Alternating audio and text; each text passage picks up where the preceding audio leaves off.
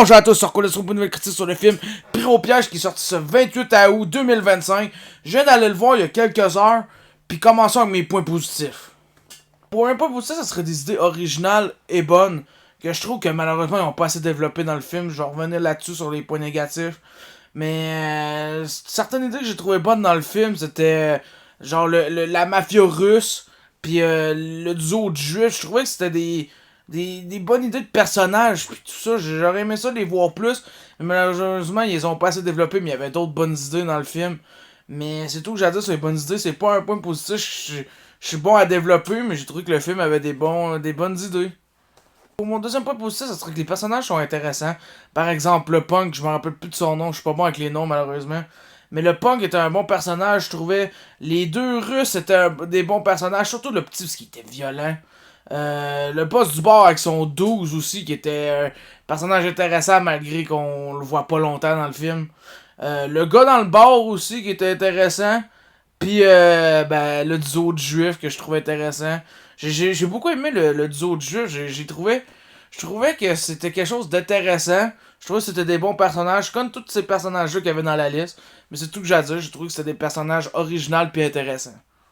Mon premier point négatif, c'est un point négatif, vous connaissez si vous écoutez mes autres vidéos, mais c'est clairement le manque de violence. Le film était pas assez violent. Pour un film qui a de la mafia, des gangs, pis des enfants dans le genre, je trouvais que ça manquait de meurtre, ça manquait de tir de gun, ça manquait d'agressivité dans les combats. Les combats duraient genre 2 secondes, genre il fessait le gars, tombait à terre. Les combats manquaient d'agressivité, ça manquait de sang.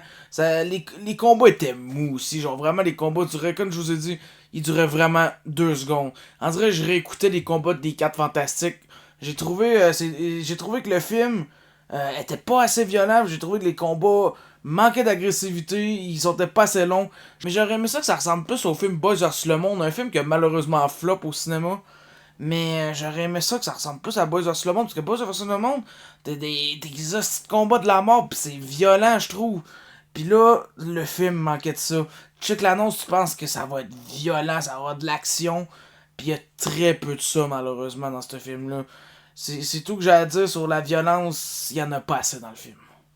Mon deuxième point négatif, ça serait que les personnages intéressants meurent trop vite ou sont pas assez présents dans le film. Par exemple, le punk, la première moitié du film, on le voit pas. Après ça, on le revoit vers l'autre moitié du film, mais il meurt assez vite. Il meurt genre en 20 minutes, genre malheureusement. Je trouve ça dommage, c'est un personnage intéressant. Les deux Russes, il y en a un qui se fait gonner, il meurt. Puis l'autre, il survit, mais on le revoit pas vraiment jusqu'à la fin quasiment. Je trouve ça dommage, parce que c'est des personnages intéressants. Pis c'est ça qui est dommage, parce que les personnages sont intéressants, mais ils font crever trop vite, ou ils montent pas assez, je trouve ça dommage. Tu sais, vous avez des personnages intéressants, maintenant ils ont décidé de plus mettre les personnages pas intéressants. Ce qui suit mon troisième point négatif, qui est que les personnages pas intéressants, on les voit trop. Par exemple, la blonde du personnage principal, ouais, elle se fait ça au début du film, mais c'est pas un personnage intéressant. Quand elle est morte dans le film, j'étais content parce que je trouvais que le film allait avancer. Je trouvais que le personnage était vraiment pas intéressant. Même le personnage principal, à part qu'il joue au baseball, pis son voisin, c'est un gars qui a rapport avec des deals de coke pis des affaires dans le genre. C'est pas un personnage que je trouve attachant ni intéressant, mais je trouve que le pire personnage du film, c'est l'officier de police corrompu. J'ai trouvé que c'était un personnage tellement poche et pas intéressant. Vraiment, j'aimais pas ce personnage-là. Pis tu sais, c'est un personnage qu'on voit beaucoup dans le film, je trouve beaucoup trop. Pis c'est dommage, parce qu'il y a tellement d'autres personnages qu'ils auraient pu mettre. Pis là, ils ont décidé de mettre des personnages pas intéressants, plus en valeur que les personnages intéressants, malheureusement. C'est qu'est-ce qui finit mon deuxième et troisième point négatif. Quatrième point négatif, ça serait que le film ne capture pas tant l'esthétique 1998, genre fin années 90 et début années 2000. À part quelques affaires qui fait cette période de temps-là, par exemple le flip-flop avec les cartes minutes, que t'as 6 minutes pour appeler du monde, puis les tours jumelles, parce que 98, l'autre était pas encore tombé, là. Mais à part ça, il y a pas grand-chose qui évoque les années 98. À fin années 90 et début 2000. Puis je trouve ça dommage, je trouve qu'il aurait pu plus jouer dans cette époque-là, avoir plus d'esthétique de cette époque-là. Mais ils ont pas fait ça, malheureusement. C'est tout que j'ai à dire sur ce point négatif-là. Donc allons à mon 5e point négatif. Pour mon 6e et dernier point négatif, ce serait la musique. J'ai trouvé que la musique était mal choisie dans le film. J'aurais aimé ça que le film utilise plus de la musique punk, genre des années 70 ou 80, ou du punk plus underground.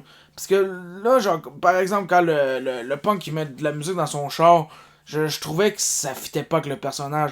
Moi, j'aurais mis du punk vraiment plus underground ou du punk que t'entends pas dans le centre d'achat, par exemple. J'aurais pas mis genre du punk des années 2000, par exemple, du Green Day, du Avril Lavigne, du Simple Plan.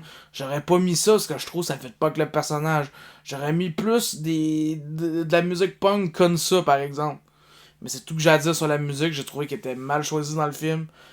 Puis c'est tout que j'ai à dire sur ce film. Mais là, vous devez vous demander quelle note je donne à Prise au piège, puis je mettrai la note de 4 sur 10. J'ai trouvé que Prise au piège était un film décevant, un film qui n'était pas nul à chier, par exemple. L'agent fait la farce que j'ai trouvé extrêmement mauvais. Mais c'est pas un film que j'ai trouvé bon non plus. C'est pas un film qui passe, malheureusement. Je voulais vraiment que ça soit pas une surprise, parce que quand je suis allé voir ce film-là, je me disais ça allait être excellent. Puis là, je suis ressorti, j'ai été déçu. Mais c'est ça, je donne la note de 4 sur 10. Mais c'est tout pour ces critiques. Mais s'il vous plaît, partagez votre opinion dans les commentaires. Ça m'intéresse de voir le monde qui ont aimé le film ou le monde qui ont pas aimé le film. Peut-être que je me trompe sur certains points. Puis je veux l'avis de d'autres personnes sur le film. Je trouve ça intéressant de lire vos avis. Vous avez le droit d'avoir aimé le film, comme vous avez le droit d'avoir détesté le film. Mais c'est tout que j'ai à dire sur ce film-là. Puis c'est la fin de cette vidéo. Fait que à la prochaine. N'oubliez pas de liker, vous abonner, puis de commenter votre avis. Fait que c'est ça. À la prochaine.